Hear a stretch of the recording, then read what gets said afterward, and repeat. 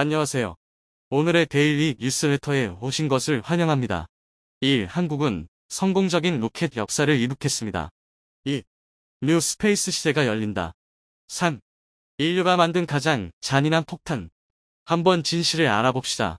한국이 국내 독자 기술로 개발한 한국형 발사체 누리호 3차 발사의 역사적인 성공을 거뒀습니다. 드디어 한국형 발사체 누리호가 25일 이뤄진 3차 발사에서 처음으로 실용급 위성을 계획된 궤도에 안착시켰습니다. 한국이 독자 개발한 발사체에 독자 개발 인공위성을 실어서 처음으로 쏘아 올리는 쾌거를 이뤘습니다.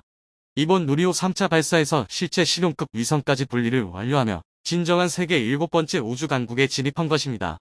첫 시도인 실전 발사에 성공하면서 우리나라도 뉴 스페이스 민간 우주 개발 시대의 성악을 열어젖히며 우주산업 생태계 활성화를 통한 이른바 우주경제에 한 발짝 더 다가섰습니다. 그런데 이번 3차 발사에 많은 사람들이 모르는 숨겨진 세계 최초가 있다고 알려지며 더욱 주목되고 있는데요. 우주 강국, 미국, 러시아도 시도해보지 못한 기술을 한국이 검증해내면서 놀라움을 더하고 있습니다. 누리호는 이날 오후 6시 24분 정각의 예정대로 전남 고흥 나로우주센터에서 발사됐습니다. 6시 24분 굉음과 함께 이륙을 시작한 누리호는 12단과 페어링 분리까지 마치며 순조롭게 우주로 향했습니다. 고도 550km에 도달한 누리호는 이번 발사의 목적인 실용급 위성을 사출하기 시작했습니다. 카이스트가 개발한 차세대 소형 위성 2호를 시작으로 큐브위성 7기를 20초 간격으로 차례로 분리했습니다. 발사 923초까지 위성 8기를 모두 분리한 누리호는 발사 1138초 후 비행을 종료했습니다. 오후 6시 42분 누리호 비행 종료를 알리는 안내방송이 나오자 전남 고흥군 나로우주센터 현장에선 박수가 터져 나왔습니다. 이어 오후 7시 7분 누리호 발사 43분 뒤 남극 세종기지 기급에 차세대 소형 위성 2호가 살아있다는 생존 신호 비콘 신호가 수신됐습니다. 누리호가 목표 궤도에 제대로 위성을 올려놓았다는 명확한 증거였습니다. 오후 7시 58분에는 대전 카이스트 인공위성 연구소에 위성의 현재 상태 진단 정보와 위성의 각종 장치가 제대로 작동하고 있다는 신호가 수신됐습니다. 누리호에 함께 탑재됐던 큐브 위성들도 잇따라 생존 신호를 보내오기 시작했습니다. 누리호 3차 발사는 모든 위성 발사 임무에 최종 성공한 것입니다. 누리호 발사를 칭지휘하는 발사지휘센터 NDC에서는 연달아 환호성이 터져 나왔습니다.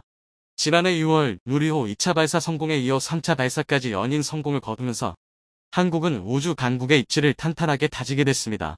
이종호 과학기술정보통신부 장관은 성공 브리핑에서 국내 우주 수송 능력을 확보하기 위해 독자 개발한 누리호 3차 발사가 국민의 관심과 성원 속에 성공적으로 완료됐다고 밝히며 여러 기관과 기업들이 한 팀으로 뭉쳐 일궈낸 쾌거라고 말했습니다. 또 지난해 누리호 2차 발사 성공에 이어 오늘 3차 발사까지 누리호 비행 성능을 확인하며 누리호의 신뢰성을 확보함과 동시에 발사 서비스는 물론 다양한 위성 운용과 우주 탐사까지 우리의 가능성을 다시 한번 확인하는 계기가 됐다고 발사 의미를 설명했습니다. 그런데 누리호 3차 발사는 첫 실전 발사라는 점에서 이전 발사와 뚜렷한 차이가 있는데요. 지난 2차 발사가 누리호 성능 검증에 초점이 맞춰졌다면 이번에는 실용급 인공위성을 우주 궤도에 올리는 실전 임무를 수행한 것입니다. 전 세계 고객사의 한국의 로켓 기술력을 공개 시연한 것입니다. 외신들에서도 한국의 누리호 3차 발사 성공과 관련해 난리가 났는데요. 드디어 한국의 능력을 입증했다는 평가가 연일 터져나오고 있습니다. 로이터 통신은 하루 전 기술적 문제로 취소된 누리호 3차 발사가 이날 이뤄졌으며 실용 위성이 성공적으로 궤도에 진입했다고 보도했습니다. AP통신은 이날 누리호 발사 과정을 신속 타전하면서 한국에서 자체 제작한 3단 누리호 발사체가 관측 임무 수행용 등 8개의 실용급 위성을 탑재하고 이륙했다며 이번 발사는 한국의 우주 기반 감시 시스템 개발에 도움이 될 것이라고 보도했습니다.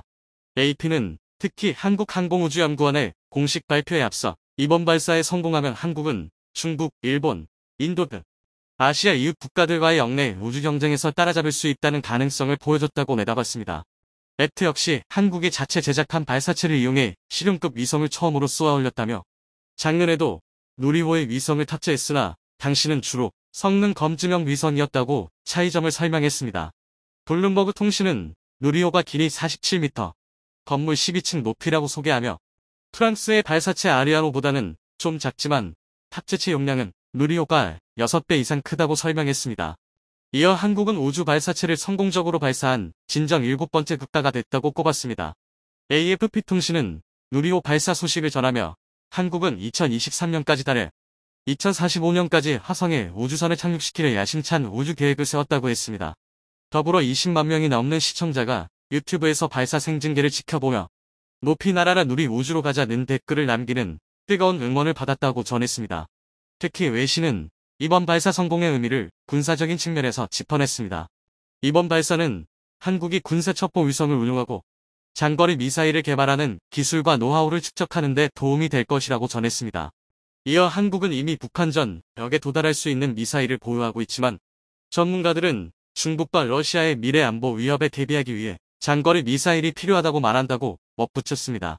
실제로 장거리 미사일 로켓과 연료 부분, 재진입체 기술에서 약간의 차이점은 있지만 대체적으로 군사적인 측면에서 장거리 미사일 로켓 능력을 확보했다는 평가를 받고 있는 것입니다. 이렇게 외신에서 누리호 발사를 연일 타전하는 이유는 다른 국가들보다 훨씬 빠른 발전 속도를 보여줬기 때문입니다. 현재 자체 제작한 위성을 자체 제작한 발사체에 탑재하여 우주 궤도에 올린 나라는 미국, 프랑스, 일본, 러시아, 중국, 인도밖에 없습니다. 우선은 미국이나 소련 같은 경우 원래 냉전 시대에 서로 경쟁적으로 우주 기술을 개발했습니다. 그런데 그 외의 발사체 기술은 ICBM 기술로 전용될 수 있기 때문에 국가 간의 전수가 금지되어 있습니다. 미국이 유일하게 전수해준 국가가 일본과 인도입니다. 그 이후에는 어느 나라에서도 발사체 기술을 전수받을 수 없습니다. 그러니까 우리나라는 맨 땅에서 이 정도로 일군 건데 12년 만에 한국형 발사체가 완성된 겁니다. 다른 나라 그러니까 미국과 러시아를 제외하고는 다른 나라들 같은 경우에도 대부분 10년에서 최대 20년까지 기간이 소요됐을 뿐더러 비용도 우리보다 훨씬 많은 돈이 들었습니다. 그런데 우리는 12년이 조금 넘는 시간 안에 성공률이 어느 정도 확보된 발사체를 독자적으로 개발해낸 것입니다. 그러니까 다른 기술 이전이 없이 이렇게 했기 때문에 그런 의미에서 우리 발사체 기술에 대한 외국이나 아니면 자체 평가가 굉장히 높은 상태입니다.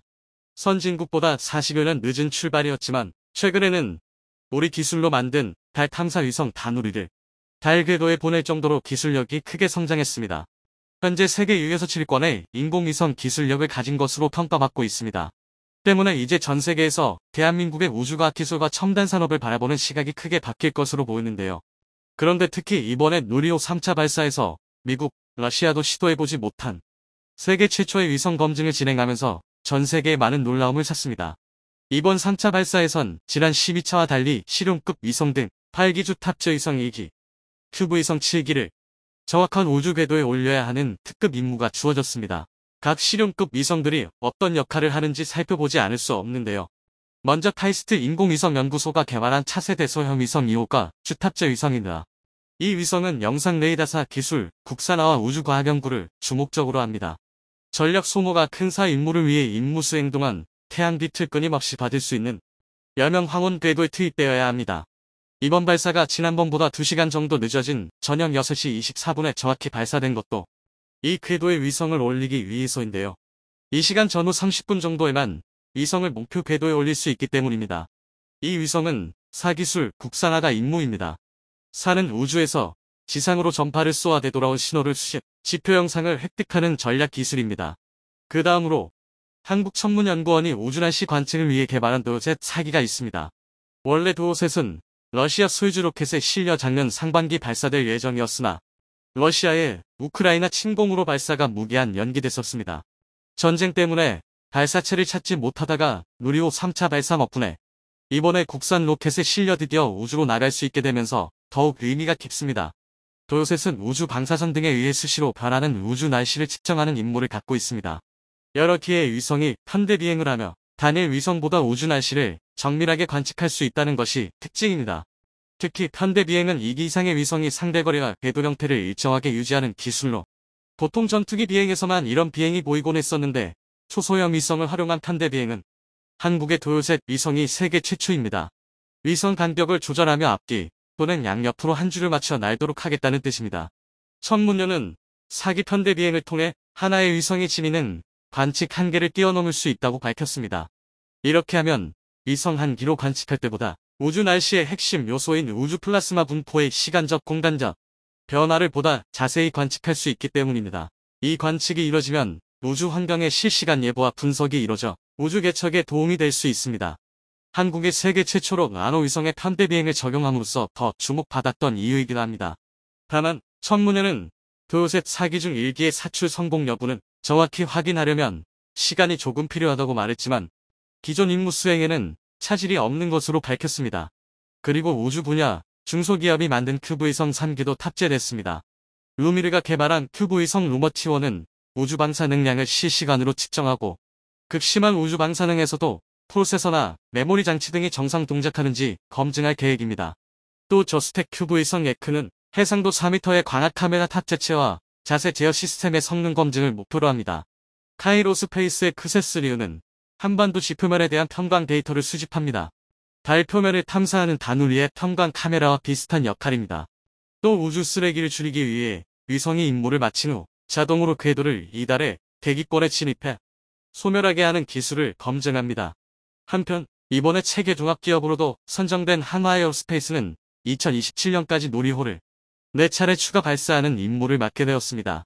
K9 자주포, 레드백 보병전투용 차량 등으로 한국 방산업계 대표주자 중에 하나인 한화에어로스페이스가 우주 분야에서도 미국에 도전장을 던진 것입니다. 한화는 그동안 제작에만 참여하다 이번 발사에서는 발사 준비, 발사 임무 통제 등 발사 운영에 처음으로 함께했는데요. 손재일 한화에어로스페이스 대표는 누리호 3차 발사 성공과 관련해 세계 7번째 우주 강국이라 하지만 앞선 국가들과 격차가 아직 크고 그걸 어떻게 뛰어넘으며 글로벌 경쟁력을 가질지가 중요하다며 우리나라가 가진 인프라 자체도 인력이나 산업 측면에서 똘똘 뭉쳐야만 세계적으로도 싸울 수 있다고 밝혔습니다. 이제는 한화는 민간 기업이 우주 개발을 이끄는 뉴스페이스제의 선두 지역으로 올라서고 있습니다. 한화는 스페이스X의 로켓 발사 가격과 경쟁하기 위한 한국 최초의 상용 로켓을 만들고 있습니다. 현재 가장 저렴하다고 알려진 스페이스X의 펠컨 9 로켓은 발사당 약 6,700만 달러 약 880억 원의 비용이 드는데요. 한화에어로스페이스의 유동환 우주사업본부장 부사장은 룰룸버그와의 인터뷰에서 10년 이내 스페이스X와 비슷한 가격으로 상용 로켓을 발사하겠다 라고 밝히며 로켓 발사 비용을 절반으로 줄이는 새로운 발사 시스템 확보가 목표라고 했습니다. 그리고 민간 우주 시장에서 지금은 우리가 틈새 업체일 수도 있지만 결국에는 스페이스X를 따라잡을 것이라고 자신감을 보였습니다. 블룸버그는 한화에어로스페이스를 세계에서 가장 빠르게 성장하는 항공방산 기업이라고 소개하기도 했는데요. 이와 같이 실제로 현재 한국의 우주 기술은 선진국보다 40여 년 늦은 출발이었지만 단 12년 만에 누리호 발사를 통해 세계 7번째 기술 강국으로 올랐습니다. 누리호 발사 관련해 고생하신 모든 분들이 자랑스럽고 감사잘 따름입니다. 앞으로 한국이 더욱더 빠르게 성장할 수 있길 응원하면서 불가능이 없는 나라 한국의 또 다른 우주 개발 신화를 기대해보겠습니다.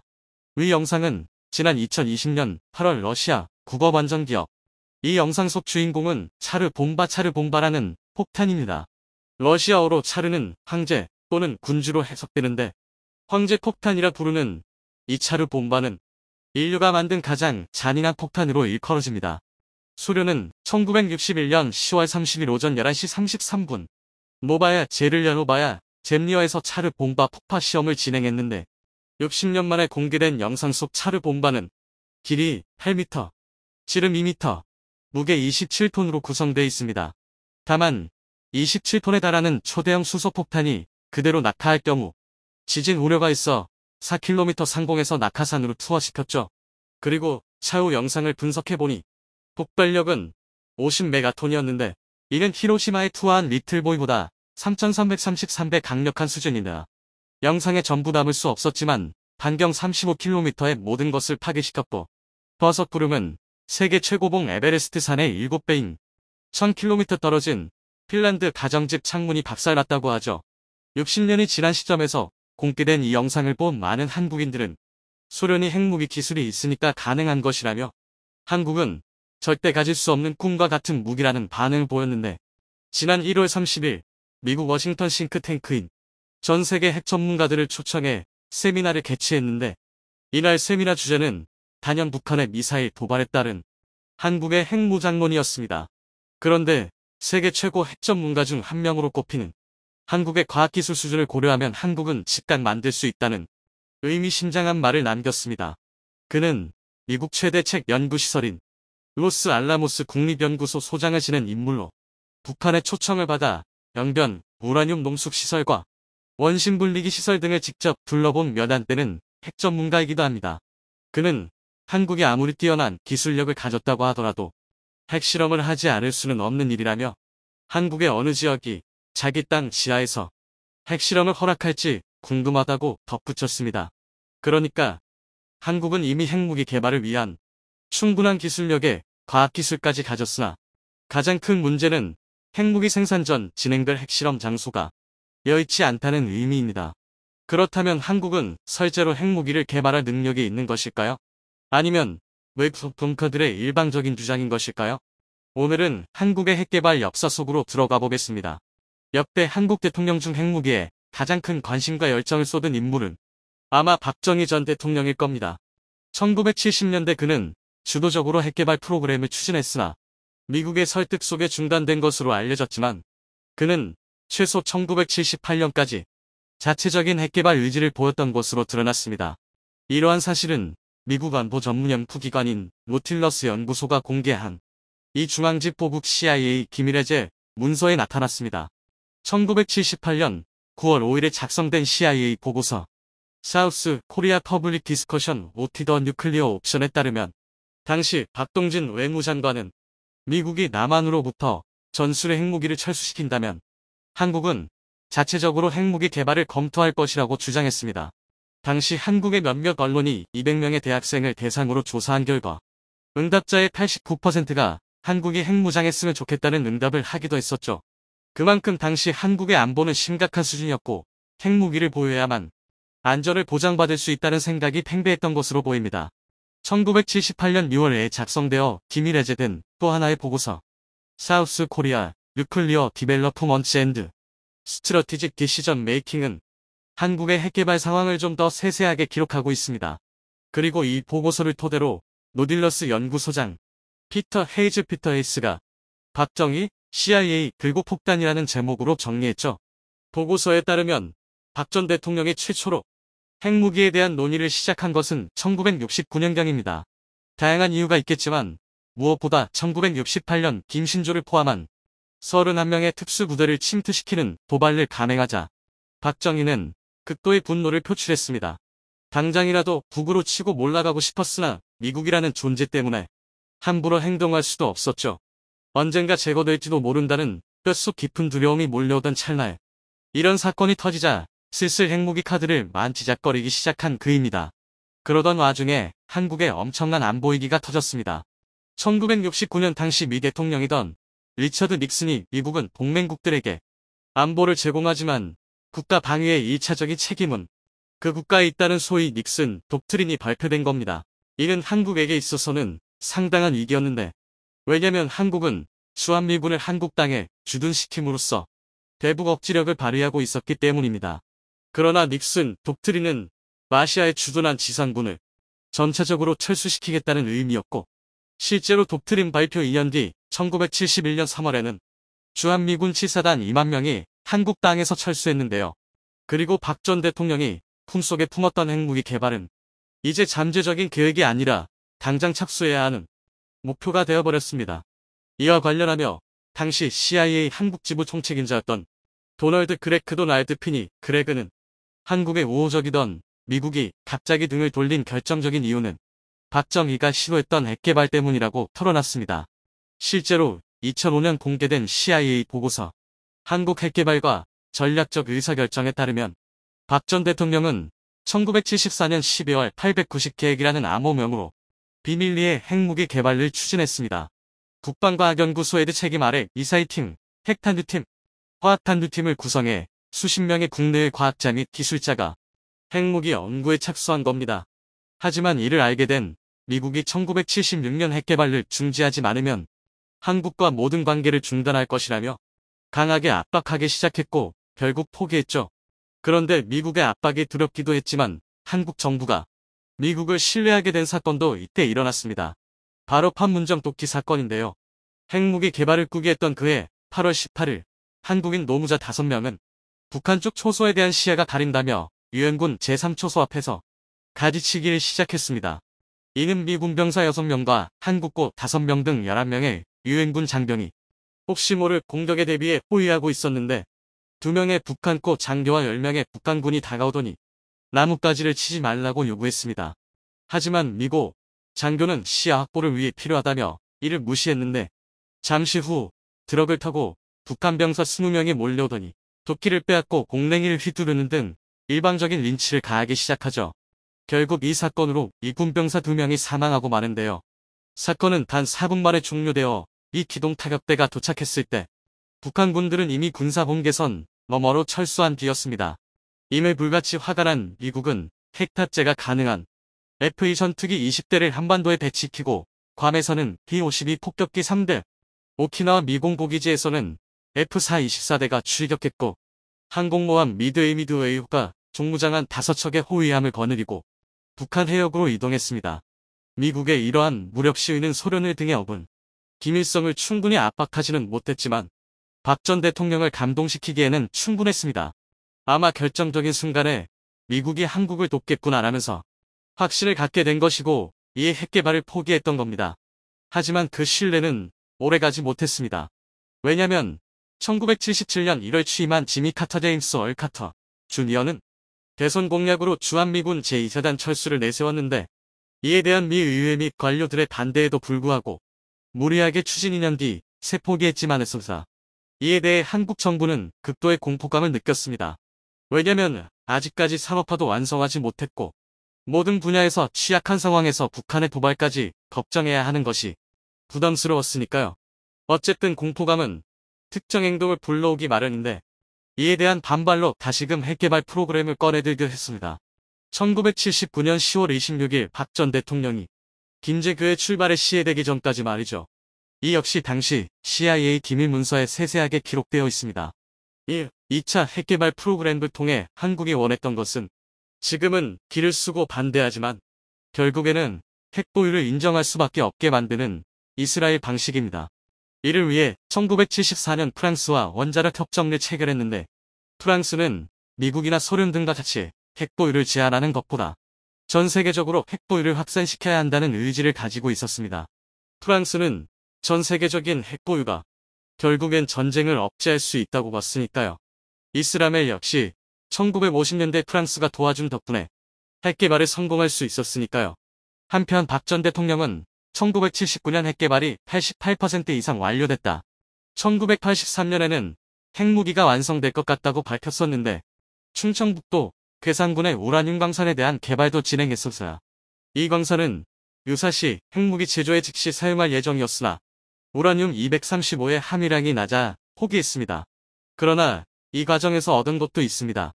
핵개발에 대한 의중을 표하고 세 개 팀으로 나눠 핵개발을 진행하는 등의 과정에서 1978년 한국이 사거리 180km의 백곰 미사일을 개발해낸 겁니다. 이는 의정부에서 평양까지 직선거리에 해당하는데 일단 미사일의 혼재 자재로 북한에게는 상당한 위협이 됐죠.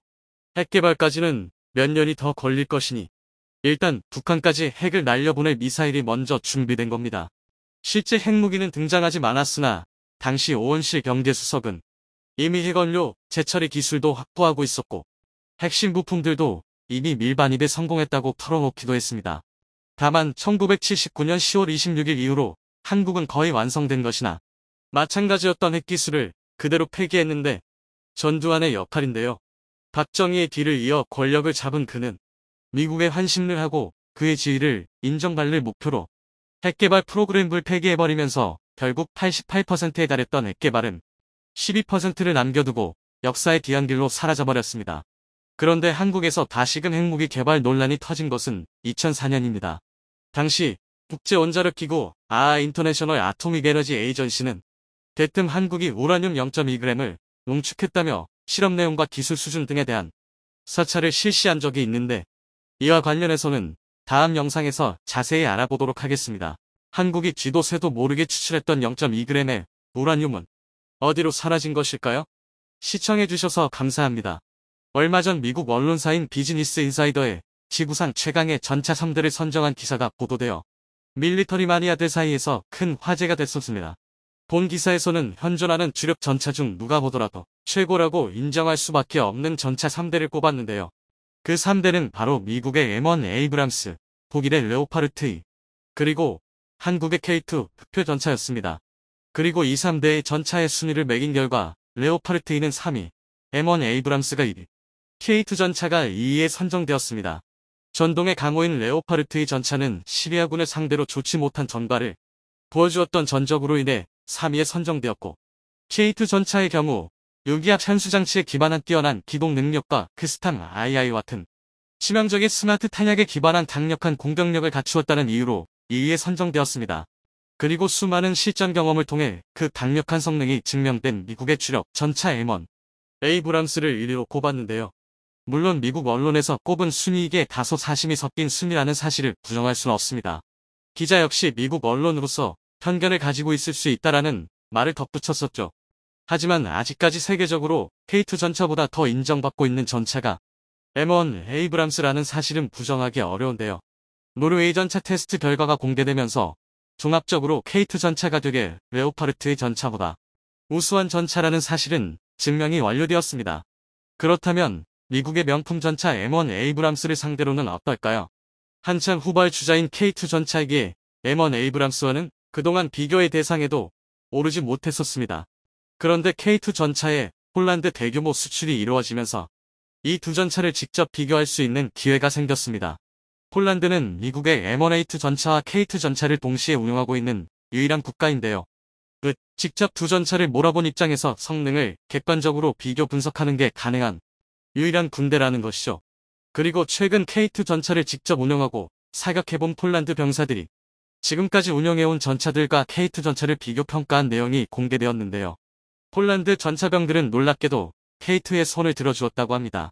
얼마 전 폴란드군의 제16기계화 사단에서 K2 전차를 100시간 동안 200km를 운행하고 3번의 실사격, 2번의 보급을 거친 후 평가한 내용이 공개되었습니다.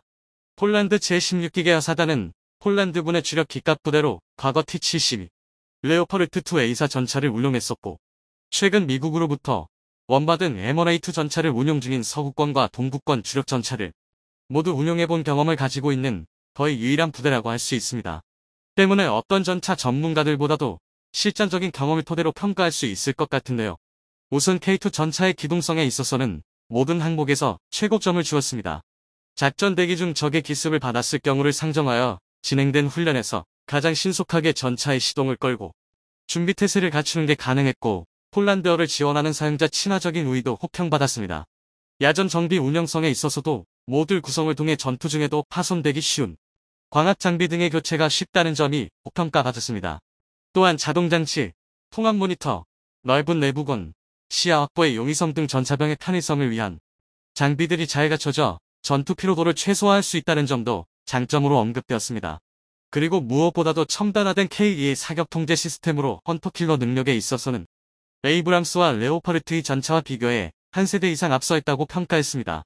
다만 지적할 부분이 없지는 않았는데요. 조종수 해치 부분이 다소 작고 위치가 불편하다는 것과 K2의 부무장인 12.7mm 대공 기관총의 위치가 부적절하다는 지적이 있었다고 합니다.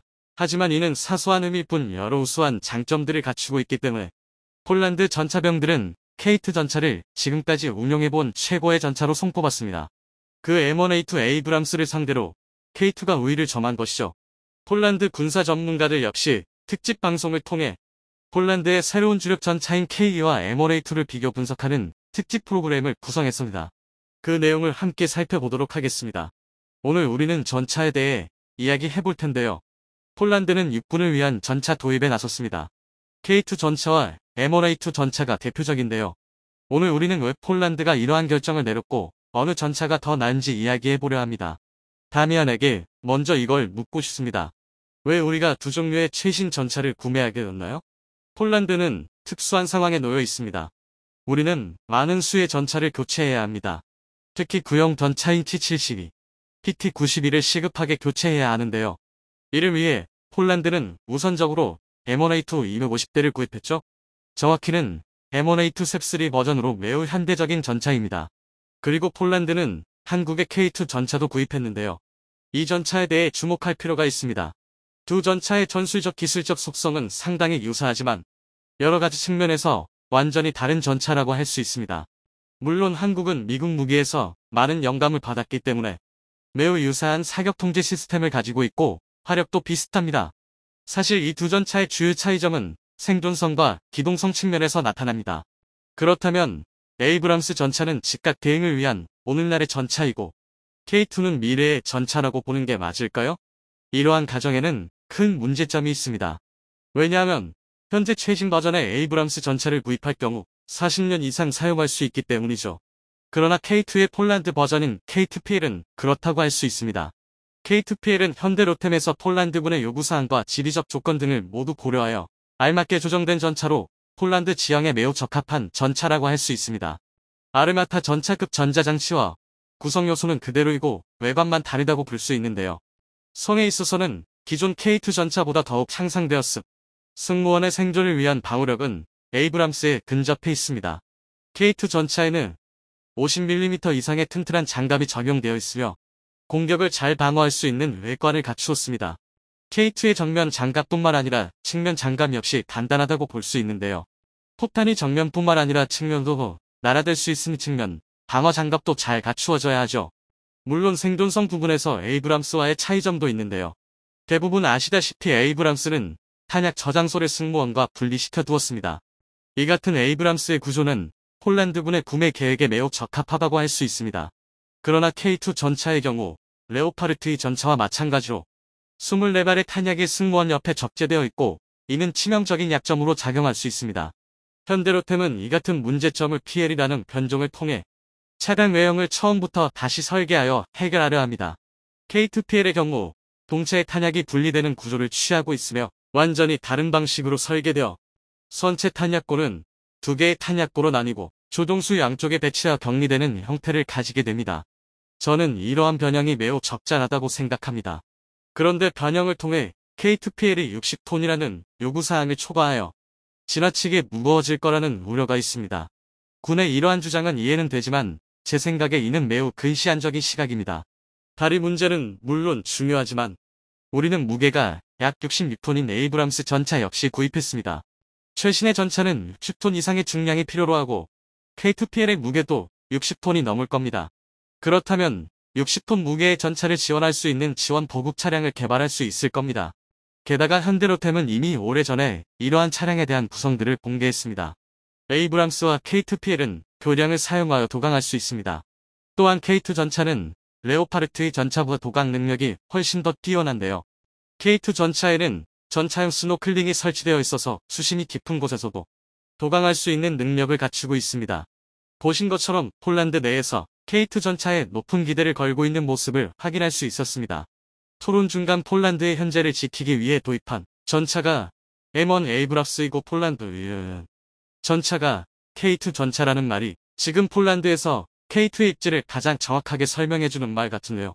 단순히 미국에서 사들여 사용할 M1 에이브람스와는 다르게 K2 전차는 폴란드군의 현대화에 발맞추려 더욱 강력하고 폴란드 환경에 가장 적합한 전차로 진화해 나갈 예정입니다. 폴란드에서 K2 전차가 높은 평가를 받으면서 유럽 전체에서 우리 무기가 가지는 명성이 드높아지고 있습니다. 폴란드가 K방산의 전진기지를 톡톡히 해주고 있는 가운데 폴란드를 넘어 유럽 전체로 K2 전차의 명성이 퍼져나가기를 바랍니다.